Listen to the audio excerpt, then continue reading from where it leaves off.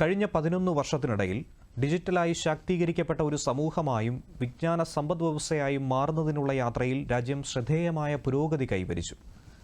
വിദൂര ഗ്രാമങ്ങളിൽ internet access വിപുലീകരിക്കുന്നത് മുതൽ ഡിജിറ്റൽ പ്ലാറ്റ്ഫോമുകളിലൂടെ പൊതുസേവന വിതരണത്തിൽ വിപ്ലവം സൃഷ്ടിക്കുന്നതുവരെ സർക്കാർ പദ്ധതി മുമ്പൊരിക്കലുമില്ലാത്ത വിധം നഗര ഗ്രാമീണ വിടവ് നികത്തി. പരമ്പരാഗത മേഖലകളേക്കാൾ വേഗത്തിൽ വളരുന്ന ഡിജിറ്റൽ വ്യവസായങ്ങൾ സാങ്കേതികവിദ്യയെ പുരോഗതിയുടെ ഒരു പ്രധാന ചാലകശക്തിയാക്കി മാറ്റി. ഡിജിറ്റൽ സമ്പദ്വ്യവസ്ഥ, നിർമ്മിത ബുദ്ധി, ക്ലൗഡ് കമ്പ്യൂട്ടിംഗ്, ഡിജിറ്റൽ ഇൻഫ്രാസ്ട്രക്ചർ എന്നീ മേഖലയിൽ രാജ്യം കൈവരിച്ച പുരോഗതി ദേശീയ വരുമാനത്തിലും ഗണ്യമായ സംഭാവന നൽകി.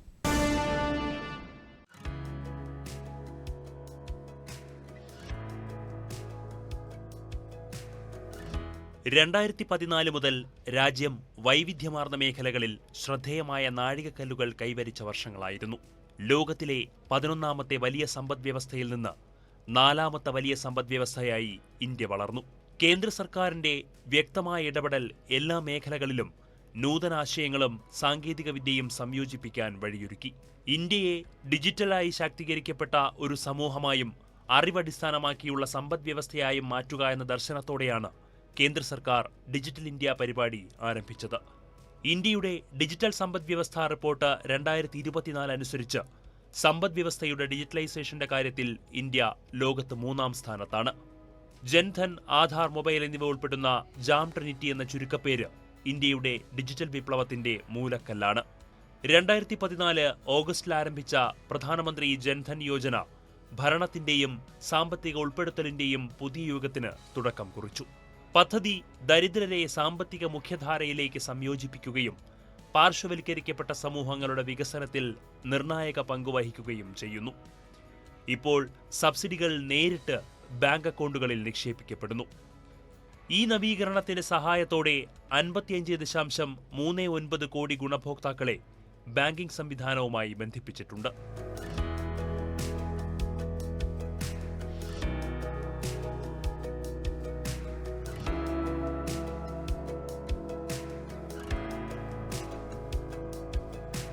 മൊബൈൽ ഫോണുകൾ വഴി ഇന്റർ ബാങ്കിംഗ് ഇടപാടുകൾ സുഗമമാക്കുന്നതിനുള്ള ഒരു തൽക്ഷണ റിയൽ ടൈം പേയ്മെന്റ് സംവിധാനമാണ് UPI അല്ലെങ്കിൽ ഏകീകൃത പേയ്മെന്റ് ഇന്റർഫേസ്.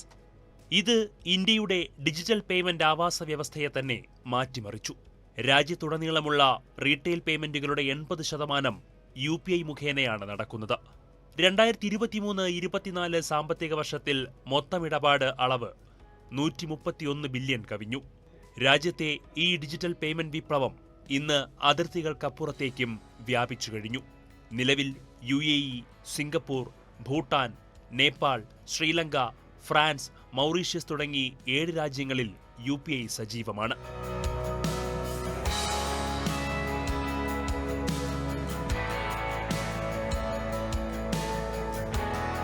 ഇന്ത്യയിൽ അതിവേഗം വർദ്ധിച്ചുവരുന്ന ഇന്റർനെറ്റ് ബ്രോഡ്ബാൻഡ് വ്യാപനവും കുറഞ്ഞ ഡാറ്റാ ചെലവും വഴിയാണ് ഡിജിറ്റൽ ഇന്ത്യയുടെ സാധ്യതകൾ സാക്ഷാത്കരിക്കപ്പെടുന്നത്. 2014 മാർച്ചിൽ 25.15 കോടിയിൽ നിന്ന് 2024 ജൂണിൽ 96.96 കോടിയായി ഉയർന്ന ഇന്റർനെറ്റ് കണക്ഷനുകൾ 285.53% വളർച്ച രേഖപ്പെടുത്തി.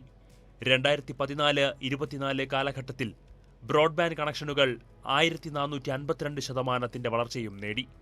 രാജ്യത്തെ 6,44,131 ഗ്രാമങ്ങളിൽ 6,15,836 ഗ്രാമങ്ങളിലും ഇന്ന് 4G മൊബൈൽ കണക്ടിവിറ്റിയുണ്ട്. ലോകത്തിലെ ഏറ്റവും വേഗതയേറിയ 5G സേവനങ്ങൾ ഇന്ന് രാജ്യത്ത് ലഭ്യമാണ്.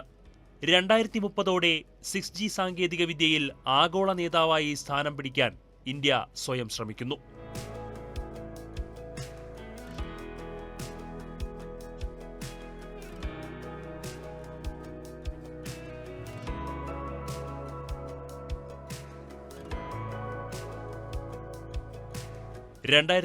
ആരംഭിച്ച ഡിജി ലോക്കർ ആധികാരിക രേഖകൾ ഡിജിറ്റൽ ഡോക്യുമെന്റ് വാലറ്റിലേക്ക് ലഭ്യമാക്കുന്നതിലൂടെ പൗരന്മാരുടെ ഡിജിറ്റൽ ശാക്തീകരണം ലക്ഷ്യമിടുന്നു. ഡിജി ലോക്കറിന് 2025 ഫെബ്രുവരിയിലെ കണക്കനുസരിച്ച് 46.52 കോടി ഉപയോക്താക്കളുണ്ട്.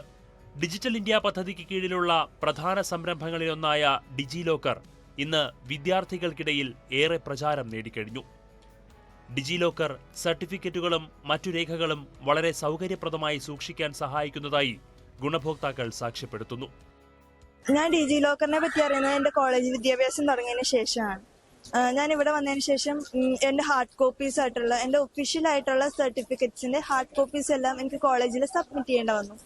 അപ്പോൾ എനിക്ക് ഇതിനൊരു പകരമായിട്ട് എനിക്ക് എൻ്റെ ഹാർഡ് കോപ്പീസ് ഇന്റേൺഷിപ്പിന് പോകുമ്പോഴായാലും വേറെ എന്തെങ്കിലും ഒരു ആവശ്യത്തിന് എൻ്റെ ഹാർഡ് കോപ്പീസ് ഉപയോഗിക്കണമെങ്കിൽ അതിന് എനിക്ക് ഒരു പകരത്തിനൊരു സംവിധാനം വേണമായിരുന്നു.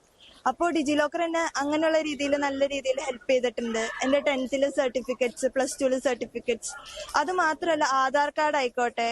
അത് കഴിഞ്ഞ് ഡിജിലോക്കർ പിന്നെ ഉപയോഗിച്ച് തുടങ്ങിയപ്പോഴാണ് 10th +2 സർട്ടിഫിക്കറ്റ്സിനേക്കാളും ഉപരി നമുക്ക് വരുമാന സർട്ടിഫിക്കറ്റ് അക്ഷയയിൽ പോയി അപ്ലൈ ചെയ്ത് കഴിഞ്ഞ് നമ്മൾക്ക് അവിടെ വീണ്ടും ചെന്ന് സർട്ടിഫിക്കറ്റ് കളക്ട് ചെയ്യേണ്ട ആവശ്യമില്ല. നമുക്ക് ഡിജിലോക്കറിൽ നിന്ന് നേരെ വരുമാന സർട്ടിഫിക്കറ്റ് കളക്ട് ചെയ്യാൻ പറ്റും. പിന്നെ നമ്മുടെ ആധാർ കാർഡ്, പാൻ കാർഡ്, അങ്ങനെ ഒരുപാട് സർട്ടിഫിക്കറ്റ്സ്.